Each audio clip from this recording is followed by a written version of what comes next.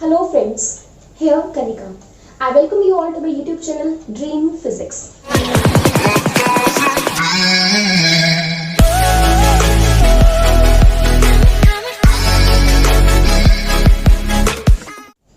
I hope you all are doing great. तो हमने start किया था फिजिकल लॉज वाला topic under the physical world chapter of class 11th। इसमें हम law of conservation of energy detail में कर चुके हैं। तो आज का हमारा टॉपिक होने वाला है law of conservation of linear momentum. Linear momentum के ऊपर एक कंजर्वेशन लॉ है, तो उसको पढ़ने से पहले हमें ये क्लियर होना चाहिए कि what do we mean by linear momentum. देखिए, लीनियर मोमेंटम क्या है? जब भी कोई चीज के पास मास होता है, everything has mass in this universe, और वो मोशन में होती है, समझ आ गई? तो उसकी क्वांटिटी ऑफ मोशन, कि उसके अंदर कितना मोशन है, कि अगर एक बॉडी मूव कर रही है तो what is the quantity of its motion, उसको मेजर करने वाली एक फिजिक्स हमारे पास टर्म है फिजिक्स में, दैट इज लीनियर मोमेंटम। इसको मास इन मोशन भी कहते हैं। दोबारा बताती हूँ कि whenever a body is in motion it has mass and it is in motion और इट इज एट रेस्ट। मतलब कितना इसके अंदर इस एम मास वाले बॉडी के अंदर कितना मोशन कंटेंट है, उसको मेजर करने वाली क्वांटिटी होती है हमारे लीनियर मोमेंटम। लीनियर मोमेंटम को हम P से डिनोट करते हैं, और ये होता है हमारे इसका फॉर्मूला क्या है। अगर एक बॉडी है, उसका मास m है, वो v वेलोसिटी से मूव कर रही है, ओके, तो इसका लीनियर मोमेंटम क्या होगा? The product of its mass and the velocity with which it is moving in linear motion. Okay, this is the linear momentum. उसके बाद देखिए, ये लोग हमें क्या कह रहा है कि लीनियर मोमेंटम जो कि होता है एक बॉडी का मास इनटू वेलोसिटी, ये कंजर्व, इसके एक कंजर्वेशन लॉ है। इसका कंजर्वेशन लॉ हमें क्या कह रहा है? ध्यान से सुनिएगा, आज का वीडियो लेक्चर बहुत इंटरेस्टिंग होने वाला है। बहुत सारी चीजें ऐसे सीखेंगे जो हम ऑब्जर्व तो करते आए हैं, बट उनका रीजन हमें आज पता चलेगा, जो हमें फिजिक्स एक्सप्लेन करेगा। देखिए, इस लॉ के अकॉर्डिंग अगर आपके पास एक सिस्टम है, if you are having a system, okay, getting my point, इसका मास है हमारे पास कुछ भी m या कुछ भी इसका मास है, ओके, और मान लो ये v वेलोसिटी से मूव कर रही है, ठीक है जी, तो इसका लीनियर मोमेंटम क्या होगा? मास इनटू वेलोसिटी। अगर ये कोई भी वेलोसिटी से मूव नहीं कर रही तो वेलोसिटी जीरो, या रेस्ट पर है तो वेलोसिटी जीरो, मोमेंटम क्या हो जाएगा? m into zero is equals to zero. या तो ये मूव कर रही है या तो रेस्ट पर है, वो डिपेंड कर रहा है, तो उसके कॉरेस्पॉन्डिंग हम v की वैल्यू पुट करके इसका लीनियर मोमेंटम निकाल सकते हैं। तो ये कंजर्वेशन लॉ कहता है कि एक सिस्टम के ऊपर जब तक एक एक्सटर्नल फोर्स ना लग जाए तब तक उसका लीनियर मोमेंटम चेंज नहीं होता। Until unless an external force is applied to a system, its linear momentum does not change. It is conserved. It remains constant. मतलब अगर मैं इस सिस्टम के ऊपर कोई भी फोर्स इसके ऊपर एक्सटर्नल नेट नहीं लग रहा, इसका लीनियर मोमेंटम यही रहने वाला है, चेंज नहीं होने वाला। देखिए, कोई भी बॉडी होती है ना, उसके अंदर हमें पता है हर एक चीज मॉलिक्यूल से बनी है, बहुत सारे मॉलिक्यूल्स हैं, ओके। अब जो हर एक चीज, जितनी भी हम चीजें हम आसपास अपने देख रहे हैं, उनके पास मॉलिक्यूल्स हैं। अब ये जो मॉलिक्यूल्स हैं, वो उनके पास डिफरेंट काइंड्स ऑफ एनर्जीज हैं, rotational energy, vibrational energy, thermal energy, okay. तो वाइब्रेट कर रहे हैं, रोटेट कर रहे हैं, ऐसे से अपनी पोजीशन पे वो क्या कर रहे हैं? लेटेस्ट पॉइंट्स पर वाइब्रेट कर रहे हैं मॉलिक्यूल्स किसी भी एक सब्सटेंस के, ओके। तो क्या होता है, एक मॉलिक्यूल दूसरे मॉलिक्यूल के ऊपर फोर्स लगा रहा है, ओके। तो मैंने तो कहा कि जब फोर्स आएगा तो लीनियर मोमेंटम चेंज होगा, अगर फोर्स नहीं अप्लाई हो रहा तो लीनियर मोमेंटम भी कांस्टेंट रहेगा, चेंज नहीं होगा, ये हमें ये लोग कहते हैं। पर हर ये मार्कर है मेरे पास, इसके अंदर के मॉलिक्यूल, एक मॉलिक्यूल दूसरे के ऊपर फोर्स लगा रहा है, तो देयर इज अ फोर्स, और जहां पर फोर्स है वहां पर मोमेंटम तो चेंज होना ही चाहिए, but still the momentum is not changing. ये फोर्सेस कंसीडर ही नहीं होते, और इन फोर्सेस को हम इंटरनल फोर्सेस कहते हैं। क्या कहते हैं जी? Internal forces. इंटरनल फोर्सेस मतलब जो एक सब्सटेंस के मॉलिक्यूल एक दूसरे पर लगा रहे हैं। इंटरनल फोर्सेस को हम कभी भी कंसीडर नहीं करते। क्यों नहीं करते? इसके पीछे क्या रीजन है? इसके पीछे का रीजन है न्यूटन थर्ड लॉ। बिल्कुल सही समझे आप कि जो एक मॉलिक्यूल दूसरे मॉलिक्यूल पर फोर्स लगा रहा है, वही फोर्स अपोजिट डायरेक्शन में दूसरा मॉलिक्यूल पहले वाले पर लगा रहा है। मतलब ये इस पर इतना फोर्स लगा रहा है, तो ये भी इस पर इतना अपोजिट डायरेक्शन में लगा रहा है, so that the net force comes out to be zero. So internal forces हमेशा पेयर में अकर करते हैं। मतलब इसने इसके ऊपर इंटरनल फोर्स लगाया, तो इसने भी इसके ऊपर उतना ही इंटरनल फोर्स लगाया। मैंने इस मार्कर को यहां से खींचा F4 से, तो F4 से उल्टी डायरेक्शन में भी खींचा गया, तो नेट रिजल्ट क्या है, 0। यही इंटरनल फोर्सेस में होता है। तो इंटरनल फोर्सेस को हम यहाँ पर कंसिडर नहीं करते क्योंकि वो आपस में एक दूसरे को ही कैंसिल आउट कर देते हैं। ओके, तो इसका मतलब बाहर का, तो इंटरनल की तो बात ही खत्म हो गई। इसका मतलब जब तक एक्सटर्नल, इसलिए यहाँ पर एक्सटर्नल वर्ड आता है डेफिनेशन में कि जब तक कोई एक्सटर्नल फोर्स नहीं लगता बॉडी का लीनियर मोमेंटम चेंज होने वाला नहीं है। ओके, मैंने इसके ऊपर यहाँ पर फोर्स इसको ऐसे खींचा, यहाँ पर फोर्स लगाया F, इतना ही फोर्स मैंने यहाँ पर लगाया F, एक्सटर्नल फोर्स तो है, तब भी इसका लीनियर मोमेंटम चेंज नहीं हुआ, बल्कि ये तो कह रहा है कि एक्सटर्नल फोर्स आ गया तो लीनियर मोमेंटम तो चेंज होना ही चाहिए। क्यों बच्चों? क्योंकि जितना मैंने फोर्स इस डायरेक्शन में लगाया उतना ही इस डायरेक्शन में, तो सिर्फ एक्सटर्नल फोर्स नहीं, एक नेट एक्सटर्नल फोर्स होना चाहिए, तभी लीनियर मोमेंटम चेंज होगा। इस केस में भी F इधर है, F इधर एक्सटर्नल तो है, पर वो एक दूसरे को क्या कर रहे हैं, बिल्कुल कैंसिल आउट कर रहे हैं, तो इनका इफेक्ट कंसीडर नहीं होगा। दोबारा से रिपीट कर देती हूँ, until unless no net external force is applied on a body, it is not going to change its linear momentum। अब हम इसके कुछ एग्जांपल्स देखते हैं। अब लीनियर मोमेंटम की कंजर्वेशन के बारे में पढ़ा, वो क्या होता है उसके बारे में पढ़ा, एक उसका बहुत इंपॉर्टेंट उसका इफेक्ट है। वो क्या कह रहे हैं, वो कहते हैं कि ये मैंने क्या डाला है इसके ऊपर एरो से, ये बताते हैं कि ये क्वांटिटी के पास मैग्नीट्यूड वैल्यू, न्यूमेरिकल वैल्यू के साथ साथ क्या होती है, डायरेक्शन भी होती है। जैसे मैं कहूं कि मैं चल रही हूं, ठीक है, एक मैंने बता दिया कि मैं चल रही हूं, ओके, मैं चल रही हूं, एक मैंने ये लाइन बताई, ठीक है। दूसरी मैंने बताई मैं नॉर्थ की तरफ चल रही हूं, व्हाट्सएप लैंग्वेज आ गई बीच में,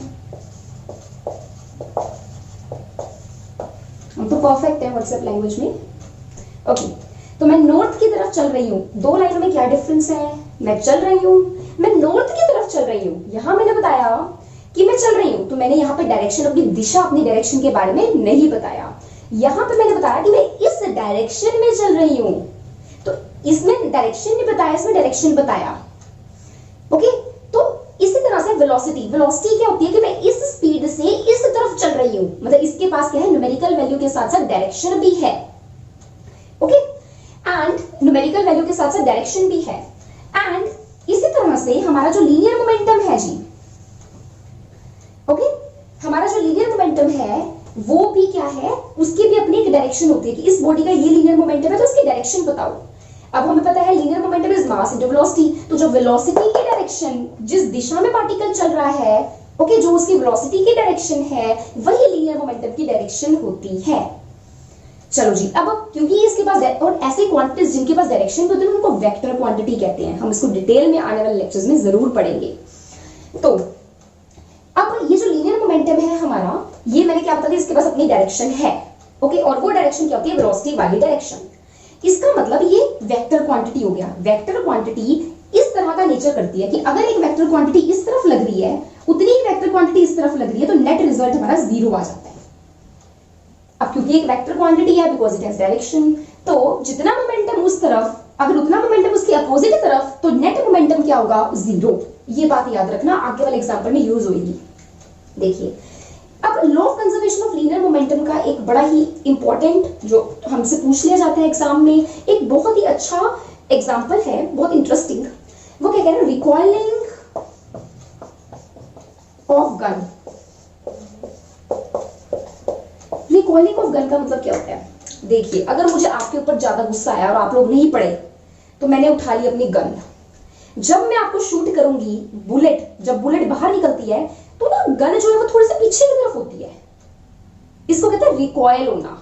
मेरे कंधे पे वैसे पीछे, अगर मैं ऐसे शूट करूंगी तो वैसे पीछे की तरफ होएगी जब बुलेट उसमें से निकलेगी। उसका रीजन देखिए, हमने कितनी ये वाली बात कैसे ऑब्जर्व की हुई है, बट इसका रीजन हमें कितनी इस कंजर्वेशन प्रिंसिपल से मिलेगा, कैसे, देखिए ध्यान से सुनिएगा। रिकॉइलिंग ऑफ गन क्यों होती है, वो कह रहा है कि जब तक हमें पता है law of conservation of linear momentum के अकॉर्डिंग, जब तक नेट फोर्स नहीं है, नेट एक्सटर्नल फोर्स एक सिस्टम के ऊपर नहीं है, तो उसका लीनियर मोमेंटम कांस्टेंट रहेगा, जो उसका चलता है, चेंज नहीं होगा। ओके, अब हमें पता है कि एक सिस्टम, अगर मैं यहाँ पर रिकॉइलिंग ऑफ गन ले तो सिस्टम में क्या है, एक गन है, एक बुलेट है, दो चीजें हैं। तो सिस्टम जो है मेरे पास वो किससे बना है, गन से, और किससे बना है, बुलेट से। ठीक है, अब जब मैंने बुलेट को गन में डाला तो बुलेट भी रेस्ट पर, गन भी रेस्ट पर, दोनों की वेलोसिटी जीरो, तो m into zero is zero, मतलब उन दोनों का लीनियर मोमेंटम जीरो। तो इस सिस्टम का लीनियर मोमेंटम क्या हो गया? Linear momentum of system is equals to linear momentum of gun plus linear momentum of bullet. Okay, तो रिकॉलिंग ऑफ गन में सिस्टम दो चीजों से बना हुआ है, गन एंड बुलेट से। Okay, total linear momentum system का क्या है? सिस्टम किससे बना हुआ है? गन और बुलेट से। तो लीनियर मोमेंटम सिस्टम का क्या होगा? गन का लीनियर मोमेंटम को p से डिनोट करते हैं, एंड बुलेट का लीनियर मोमेंटम। ओके जी, अब हमारे पास जो गन है बुलेट के अंदर, जब वो चली उसके ऊपर कोई एक्सटर्नल फोर्स नहीं लगा, और हमें पता है law of conservation of linear momentum कहता है कि जब कोई एक्सटर्नल फोर्स नहीं लगता किसी सिस्टम के ऊपर, उसका लीनियर मोमेंटम चेंज नहीं होता। इसका मतलब जो फायर करने से पहले सिस्टम, मतलब फायर करने से पहले जो गन और बुलेट का सम, मतलब उनके लीनियर मोमेंटम का सम था, वो फायर करने के बाद भी उनके लीनियर मोमेंटम का सम जो है इक्वल होना चाहिए, because since no external force is acting on the system which comprises of the gun and bullet, so as a result the linear momentum must be same before firing and after firing. अब अगर मैं यहाँ पर इसका before firing निकालने की कोशिश करूं, ओके, तो फायरिंग से पहले तो बुलेट भी आराम करके रेस्ट पे बैठी है और गन भी रेस्ट पे है। इसका मतलब अगर मेरे पास mg मास ऑफ गन है, मास ऑफ गन, और mb मास ऑफ बुलेट है, ओके, ठीक है जी। तो और मान लो इनिशियली हमारी वेलोसिटीज को हम u से लिखते हैं, मतलब जैसे फायर करने से पहले वाली velocities u g u b, मतलब initial velocity of gun before firing and u b is velocity of bullet before firing, और फाइनल को v से, कि फायर करने के बाद जो गन की वेलोसिटी उसको vg और फायर करने के बाद जो बुलेट की वेलोसिटी उसको vb लिखा। ओके, अब देखिए इनिशियल मतलब before firing the linear momentum of the system is equals to the linear momentum before firing of gun plus linear momentum before firing of bullet, and linear momentum is mass into velocity. अब before firing both are at rest, so ug is also equals to 0, ub is also equals to 0, so mg into 0 is 0 plus mb into 0 is also 0, it is equals to 0। इसका मतलब before firing इस system का linear momentum है 0। तो मैं तो ये तो बाद में कैलकुलेट करूंगी आफ्टर फायरिंग वाला, मैं तो पहले लिख दूंगी ये 0 आना चाहिए। Why? Because in accordance with the law of conservation of linear momentum, before firing must be equals to after firing because no external force is being applied on this system. Okay, आइए after firing की अगर मैं बात करूं तो after firing system का linear momentum क्या होगा? आफ्टर फायरिंग गन का linear momentum which is mass of gun, और फायरिंग के बाद गन की वेलोसिटी प्लस बुलेट का linear momentum after firing, that would be the product of the mass of the bullet और उसकी वेलोसिटी आफ्टर फायरिंग, उसका bullet की velocity after firing, उनका प्रोडक्ट। ओके, इन दोनों का सम होगा आफ्टर फायरिंग का लीनियर मोमेंटम ऑफ सिस्टम। अब मुझे पता है ये क्या है 0। अभी मैंने बताया कि इनिशियल 0 तो फाइनल भी क्या होना चाहिए 0, सेम होना चाहिए initial and before firing and after firing in accordance with this law of conservation of linear momentum. So यहां से क्या मैं गन की वेलोसिटी निकाल सकती हूँ? देखो हमारे पास है mg vg plus mb vb equals to 0। यहां से vg क्या हो जाएगा? इस पूरे टर्म को उधर ले गए, यह आ गया माइनस mb vb, और mg को नीचे ले गए, यह आ गया मेरा mg। इसका मतलब वेलोसिटी ऑफ गन मेरे पास आई है m minus of mb vb over mg। इसका मतलब गन की फायर करने के बाद गन की वेलोसिटी है, गन स्टेशनरी नहीं हुई। डिस्काउंट करूंगी अगर मैं आप लोगों को, अगर आप नहीं अच्छी तरह पढ़ोगे तो गन जो है वो मेरे कंधे पे कुछ वेलोसिटी डालेगी, और वो वेलोसिटी किसके इक्वल होगी? वो वेलोसिटी इस वैल्यू के इक्वल होगी। नेगेटिव क्या बता रहा है? देखो बुलेट आगे की तरफ जा रही है, उसकी वेलोसिटी अगर आगे की तरफ है तो negative vg is negative of vb। Negative का मतलब है कि vg गन जो है वो आगे की तरफ रिकॉइल नहीं करेगी, वो पीछे की तरफ रिकॉइल करेगी, इसलिए हमारा कंधा जो है इस तरह से पीछे की तरफ उसको रिकॉइल महसूस होता है। तो इस तरह से हमारी जो गन की रिकॉइलिंग है वो हम समझ सकते हैं on the basis of the law of conservation of linear momentum. Okay, तो आज के इस वीडियो लेक्चर में हमने क्या पढ़ा? हमने सबसे पहले law of conservation of linear momentum में लीनियर मोमेंटम का मतलब समझा, उसको हम p से डिनोट करते हैं, it is equals to mass into velocity. ये होती है quantity of motion contained in a body is measured by the the quantity, by the term that is linear momentum of that body. उसके बाद हमने पढ़ा कि linear momentum is a vector quantity, it has direction also. Okay, and its direction is equals to the direction of the velocity of particle. If the particle is moving here, then in this direction, then its linear momentum will also be in this direction, in the direction of its velocity. Okay फिर मैंने पढ़ा कि इसकी application में कि हमारा जो law है, जो कंजर्वेशन लॉ, ये कहता है कि until unless an external force is there is no change in the linear momentum of system. उसके बेसिस पे हमने रिकॉइलिंग ऑफ गन को एक्सप्लेन किया.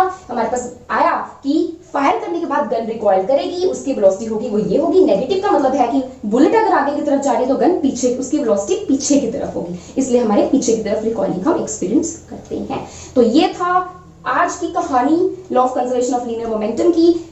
आई होप यू लाइक इट. और इसमें मैं थोड़ा सा आपको होमवर्क देती हूँ. आप इसमें, आपने सबने रॉकेट्स के बारे में पढ़ा है, रॉकेट्स के बारे में. अब रॉकेट्स ऊपर जा रहे हैं, ओके, उनसे जो गैसेस निकलती हैं वो नीचे जाती है, तो रॉकेट ऊपर क्यों उड़ता है, उसकी भी एक्सप्लेनेशन हम लीनियर मोमेंटम के बेसिस पे दे सकते हैं. थोड़ा सा हिंट देती हूँ, बाकी आप इसको एक्सप्लोर करो. अगर आपको फिर भी इसमें कोई डाउट आता है कमेंट सेक्शन में जरूर बताओ, आई क्लियर दैट. देखो बच्चों, रॉकेट जो है मेरे पास, जब गैसेस नीचे जाती है, देखो रॉकेट इनिशियल रेस्ट पर था तो उसके इनिशियल मोमेंटम 0, कोई एक्सटर्नल फोर्स नहीं है. ओके, एक्सटर्नल हम कोई धक्का तो नहीं लगा रहे रॉकेट को, तो उसका ऊपर जाने के बाद भी हमारा क्या होना चाहिए, जब वो लॉन्च हो गया तब भी उसका लीनियर मोमेंटम 0 ही होना चाहिए. तो 0 करने के लिए क्या हो जाता है कि जिस लीनियर मोमेंटम से गैस आई नीचे की तरफ, समझे, जितना लीनियर मोमेंटम गैस नीचे की तरफ लेकर गई, उतने लीनियर, उस लीनियर मोमेंटम को कैंसिल करने के लिए रॉकेट को ऊपर जाना पड़ता है, ताकि नीचे वाला लीनियर मोमेंटम ऊपर वाले से कैंसिल हो जाए और हमें लॉन्च होने के बाद वाला लीनियर मोमेंटम भी 0 मिल जाए, जो कि इनिशियली था, ताकि 0 और 0 इक्वल हो जाए, ताकि हमारे पास लीनियर मोमेंटम का जो इनिशियल था वो फाइनल की इक्वल हो जाए, which is in accordance with this law of conservation of linear momentum. Thank you. I hope you like the video lectures.